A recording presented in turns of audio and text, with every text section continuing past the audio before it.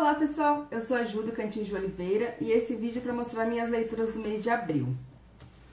O primeiro livro que eu li, eu não lembro a ordem exata das minhas leituras, mas eu vou mostrar aleatoriamente mesmo. Objetos Cortantes, da editora Intrínseca, da Gillian Flynn.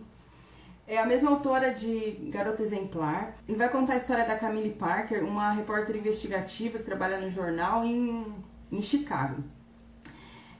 Tá acontecendo uns crimes assim bem estranhos assim na cidadezinha do interior que ela morava antes de ir para Chicago.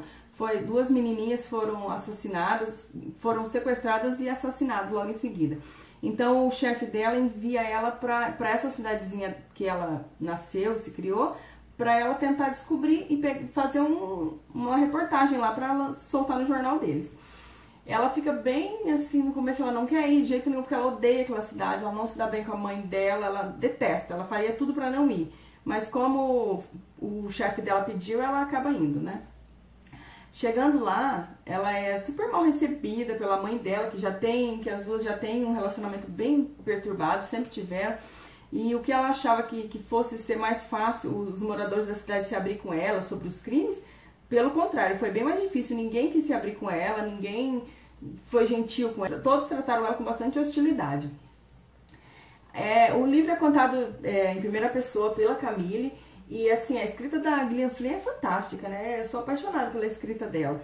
O começo assim, é meio devagar, assim, meio lento, mas a partir do momento que a personagem ela confessa que ela tem uma compulsão por se cortar. Mas não é um simples corte, ela não pega a faca e se corta. Ela escreve palavras no corpo dela, com a faca, com a tesoura, com qualquer objeto cortante ela escreve. E ela escreve palavras aleatórias, tipo sabonete, batom, sei lá, e palavrões e palavras bem agressivas assim também, no corpo inteiro dela, nos braços, nas pernas, nas costas, onde ela alcança, ela se escreve no corpo. E por isso ela chega lá toda de manga longa, de calça comprida, sem mostrar o corpo, né? Ela só a parte do pescoço assim que fica de fora, que não tem corte, no rosto também não. Então ela vai fazer amizade com um detetive que está na cidade para tentar desvendar esse mesmo caso. E juntos eles vão meio que unir as forças, assim, as informações deles para tentar desvendar esse mistério. Só que assim, além do mistério das meninas, o mistério das meninas acaba sendo o pano de fundo da história, porque a autora focou muito no relacionamento dela com a mãe, fatos do passado, e ela tem uma irmã também, a filha da mãe dela com outro marido, que é muito perturbada, é uma menina de 13 anos, mas ela é totalmente promíscua, assim, só que na frente da mãe ela é uma menininha, boazinha, queridinha, e longe ela é um terror. Então eu não vou entrar em muitos detalhes, porque eu ainda não fiz a resenha desse livro, eu vou fazer a resenha essa semana, começo da semana, e o livro é muito bom, eu gostei bastante, é fininho também, dá pra ler rapidinho, e eu super indico, os livros dessa autora são muito bons, tanto o Garota Exemplar como Objetos Cortantes, gostei demais. Aqui, ó, carinha também. Não é bem uma continuação assim da mesma história, é a mesma personagem, alguns outros personagens secundários também entram nessa história. É a Nina Borg, que é a enfermeira Nina, que é a protagonista da história. Esse livro, assim, eu achei ele bem confuso no começo, porque se passa na Hungria e na Dinamarca. Então, os nomes dos personagens, os nomes de ruas, de bairros que as autoras citam muito, faz uma bagunça na cabeça, assim. Eu demorei pra ir me conectando com cada personagem e ir acostumando.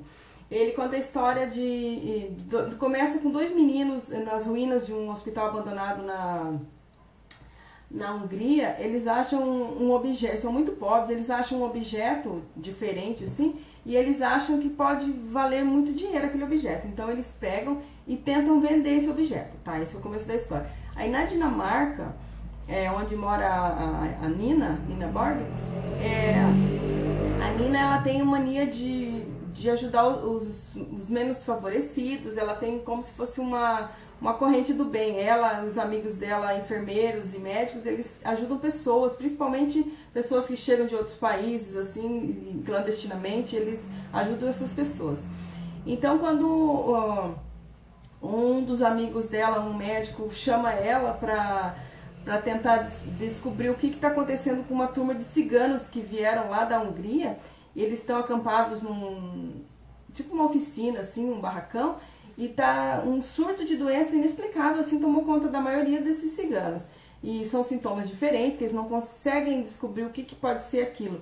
Então esse médico chama a Nina para ela tentar ajudar. Aí conforme ela começa a ajudar essas pessoas, alguns bandidos, alguns caras do mal, assim, começam a perseguir a família dela. Então a história toda vai girar em torno dela tentando ajudar os necessitados e não sabendo por que tem gente atrás dela e da família dela. Ela não sabe o que ela fez, o que ela tem a ver com essas pessoas. E assim é o desenrolar da história. Eu não gostei muito, assim, eu esperava mais. O Menino da Mala eu gostei mais ou menos. Esse aqui, mesma coisa, assim, não é um livro que eu recomendo, assim, pra quem curte thriller, porque ele é complicadinho no começo, assim, principalmente para iniciantes, começaram a ler recentemente o gênero thriller, eu não recomendo. Mas se você tem paciência, não tem pressa e não tá atrás de uma leitura com ritmo super acelerado, então leia Morte Invisível. As autoras Leni Cooper-Ball e Agnete Fries. Eu li também Uma História de Amor e Toque, que é um livro da Galera, que eu recebi de surpresa. Eu já fiz resenha dele, eu acho que a resenha deve ter saído já, a hora que eu postar esse vídeo. Então eu não vou me aprofundar muito, eu só posso dizer que é uma história muito fofa, que é uma delícia a historinha. É uma história de dois adolescentes com toque que se unem, eles têm um relacionamento amoroso. E é fofa a história deles, porque os dois são piradinhos da cabeça, e só que cada um se entende. O mundo deles é único, e eles se dão bem no mundinho deles, e vai acontecer muitas aventuras aqui com esse casal com toque. Uma História de Amor e Toque. Não tem foto do autor. Eu li da editora Novo Conceito, A Mais Pura Verdade. A Mais Pura Verdade é do autor Dan Gilmanhart. Aqui. Esse livro vai contar a história do Mark. É um menino de 12 anos que ele tem câncer. A maior parte da vida dele ele viveu em hospitais, ou quando estava em casa era sempre na cama. Sempre foi um menino doente. E ele tá cansado disso. Agora ele tem uma cabeça melhor, ele entende tudo que se passa ao redor dele. Ele tá cansado de ser doente, cansado de ter as limitações que a doença trouxe para a vida dele. E então ele resolve fugir de casa. O maior sonho dele é escalar uma montanha, e é uma montanha específica, não é qualquer montanha. Então ele arruma a malinha dele, coloca a câmera fotográfica, o caderninho, a caneta dele, que ele não se separa, e pega o cachorrinho dele, que é o Bill, o cachorrinho Bill. Pega o cachorrinho e parte. E só quem sabe, quem assim, não é que sabe, quem imagina onde ele possa estar é a melhor amiga dele, a Jessie. Só que a Jessie fica entre a fidelidade, a amizade que ela tem com ele e o desespero dos pais dele, que estão desesperados sem saber onde está e não querendo entregar ele, sabendo que é um sonho que ele quer realizar antes de morrer. O livro é contado pelo ponto de vista do Mark. E ele, durante a trajetória dele nessa viagem, ele vai contando assim, os perigos que ele enfrentou, o medo que ele passou, a dor que ele sentiu, todos os efeitos da doença vindo ao mesmo tempo para ele, assim. E é muito bonitinha a história, assim, é bem triste, é bem tocante. Só que o que me incomodou um pouco nessa história, assim como em várias histórias contadas através de crianças, eu achei ele muito querendo ser adulto, assim, sabe? Eu não sei, me incomoda. Porque, assim, se a história é contada por uma criança, tem que ser infantilizada, tem que ser uma cabeça de criança, né? Apesar de que hoje em dia as crianças estão tão evoluídas, né? Mas isso aqui me incomodou um pouquinho. E o que me incomodou também é o fato de, tipo assim, um menino de 12 anos é uma criança, ele é todo miudinho, assim, ele, um cachorrinho e uma mochila. Viajar, tipo, 600 quilômetros atravessando estados dentro do país, e ninguém perceber que ele tá sozinho, que ele não tem um pai, uma mãe, um adulto responsável por perto. Isso foi um fato que me incomodou. Mas tirando isso, se você não se incomoda com isso, assim, a história é fofa, é uma gracinha. Eu já fiz resenha no blog, vou deixar o link aqui embaixo. Então é um livro que eu recomendo ler, assim, é muito bonitinho. E ele dá pra ler muito rapidinho, porque ele tem páginas inteiras, assim, cada capítulo ele tem páginas inteiras, preto e branco assim. Então dá pra ler num instantinho. O Dia em que Sherlock Holmes Morreu. Esse livro eu já mostrei no meu último book haul, no penúltimo book haul. É o livro da editora Tordesilhas. Aqui o Conan Doyle.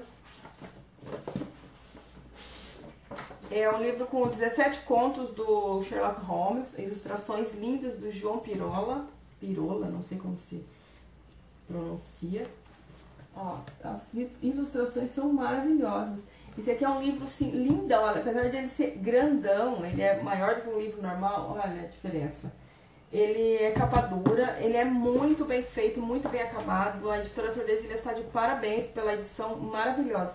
É uma edição de luxo, de colecionador mesmo, assim, um presente que qualquer fã de Sherlock Holmes iria adorar.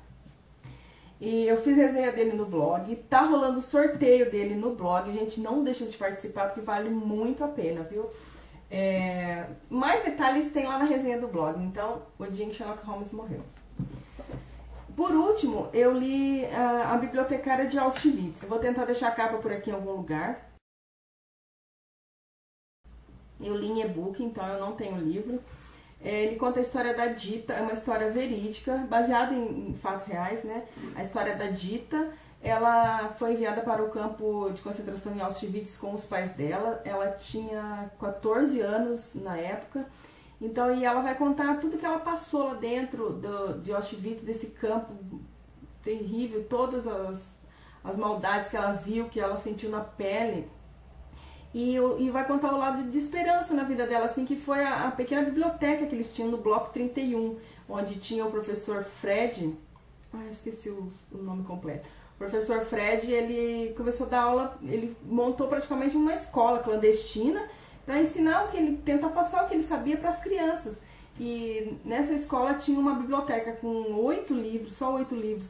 E a guardiã desses livros era a Dita, a bibliotecária de Auschwitz. Mas é uma história assim tão linda, que eu já tinha lido alguns outros livros de guerra, mas esse é diferente, ele é mais intenso, ele é mais forte, porque os outros que eu li era contado assim, algum ponto de vista sobre a guerra ou ao redor, mas nenhum dentro de um campo de concentração. Os horrores que se passaram lá, mesmo que a gente já tenha sabido através de documentários, que sempre tem na TV, reportagens, algum outro livro talvez, mas assim, de dentro de Auschwitz eu nunca tinha visto nada, assim, nunca tinha lido.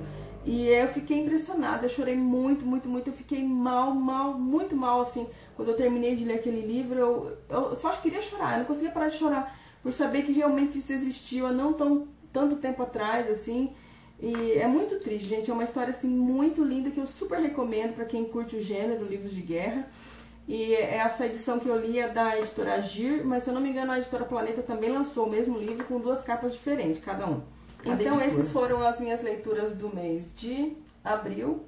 Eu espero que vocês tenham gostado. Quem gostou, dá um joinha pra mim aqui no vídeo, compartilha nas redes sociais. Se você não se inscreveu, inscreva-se para receber em primeira mão os vídeos. E é isso. Beijos e até o próximo vídeo.